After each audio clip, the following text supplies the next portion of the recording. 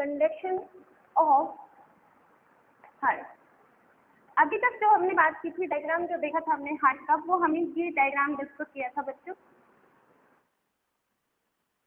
Heart present है, यहाँ atrium present होंगे,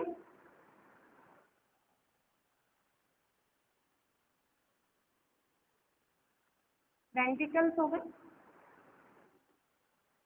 this is left atrium, left ventricle,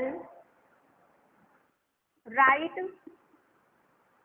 ventricle, and this is right atrium.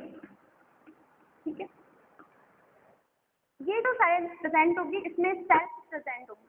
ठीक है, sales की थिकनिंग प्रेजेंट होगी और इन सेल्स को हम कहेंगे auto excitable cell, auto excitable cell. ठीक है, ऑटो एक्साइटेबल सेल का मतलब है कि ये वो वाली सेल होंगी जो अपना एक्साइटेशन खुद करके कॉन्ट्रैक्ट होने की कैपेसिटी रखती हैं, उन्हें हम कहेंगे auto excitable cells. Auto excitable cells जो हैं, या हम बोलेंगे राइट एट्रियम के अपर साइड में ग्रुप ऑफ सेल्स प्रेजेंट होंगी, ग्रुप ऑफ सेल्स होंगी, और ये ग्रुप ऑफ सेल्स कहलाती हैं SA node, sino atrial node. ठीक है, राइट एट्रियम के अपर साइड में ग्रुप ऑफ सेल्स प्रेजेंट होंगी जिसे हम SA नोड कहेंगे। ये SA नोड अपना कॉन्ट्रैक्शन खुद करने की कैपेसिटी रखती हैं। ठीक है, मतलब कॉन्ट्रैक्ट होंगी, सोडियम +2 को अपने अंदर एंटर करवाएंगी और क्या होंगी, कॉन्ट्रैक्ट होती जाएंगी।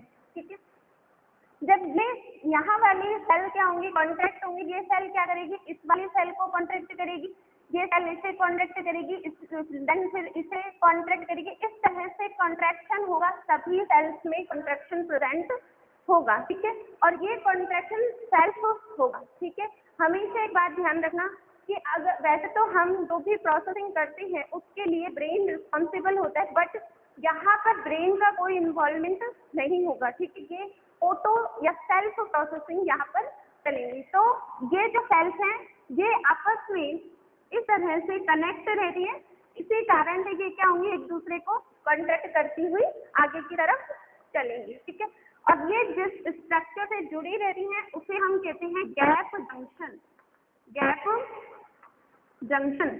ऐसे नोड में इतनी कैपेसिटी प्रेजेंट होती है कि ये लमसम अपना कॉन्ट्रैक्शन 70 to 75 टाइम तक ये कर सकती है। ठीक है, इसीलिए हम बोल सकते हैं ऐसे नोड क्या करती है, हार्ट में पेस को डिटरमाइन करती है।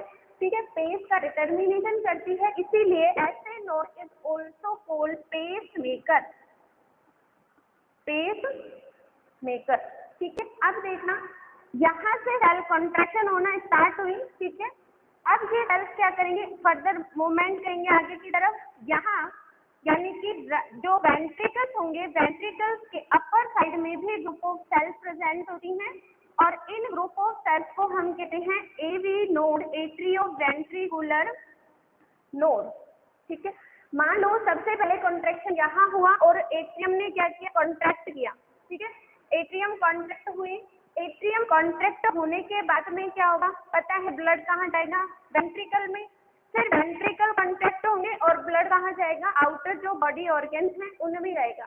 लेकिन यहाँ क्या होगा, एकदम से जैसे ही एट्रियम कॉन्ट्रैक्ट होंगे, एट्रियम मैसेज करेंगे AV नोड को, मैसेज गया AV नोड के पास। अब AV नोड क्या करेगा, उसको कुछ टाइम ड्यूरेशन के लिए, कुछ सेकंड के लिए इस मैसेज को होल्ड कर लेता है और फिर ये मैसेज देगा किसे, वेंट्रिकल्स को। देन फिर वेंट्रिकल्स क्या करेंगे, कॉन्ट्रैक्ट होना स्टार्ट करेंगे। ठीक है, अब देखना यहाँ से AV नोड को मैसेज क्या, AV नोड क्या करेगी, होल्ड करती है।